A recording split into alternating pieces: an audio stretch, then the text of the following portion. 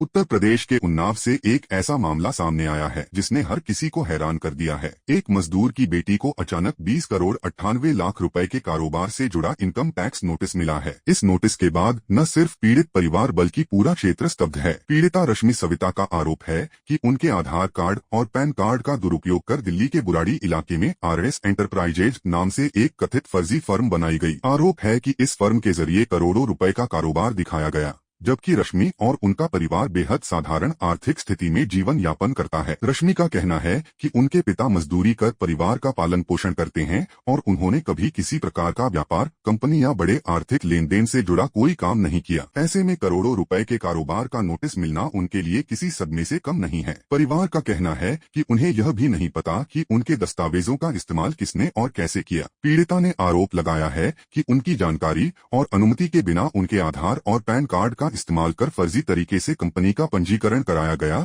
और करोड़ों रुपए का वित्तीय लेन देन दिखाया गया। अब इस पूरे मामले को लेकर उन्होंने उन्नाव पुलिस और साइबर सेल में शिकायत दर्ज कराते हुए निष्पक्ष जांच और दोषियों के खिलाफ सख्त कार्रवाई की मांग की है। यह मामला केवल एक परिवार की परेशानी नहीं बल्कि देश में बढ़ते साइबर अपराध और पहचान की चोरी के गंभीर खतरे की ओर भी इशारा करता है। विशेषज्ञ लगातार लोगों को अपने आधार, पैन और अन्य महत्वपूर्ण दस्तावेजों की जानकारी साझा करने में सतर्क रहने की सलाह देते रहे हैं। अब सबसे बड़ा सवाल यह है कि आखिर एक मजदूर की बेटी के नाम पर करोड़ों रुपए का कारोबार किसने और कैसे दिखाया? क्या यह कोई बड़ा फर्जीवाड़ा है या फिर पहचान की चोरी का संगठित गिरोह सक्रिय है? फिलहाल जांच एजेंसियां मामले की पड़ताल में जुट गई हैं और पूरे घटनाक्रम पर सभी की निगाहें टिकी हुई हैं। नोटिस हमें 9 मई को प्राप्त हुई थी 3 बजे के आसपास, और ये पैन कार्ड की थी, तो हमें पहले इसके बारे में कुछ पता नहीं था। हमने जब घर पे दिखाया, सबको बताया, तो फिर बाद में हमें पता चला कि आयकर विभाग से आई है और इसमें मेरे नाम पे कोई 20 करोड़ का बिजनेस चल रहा है।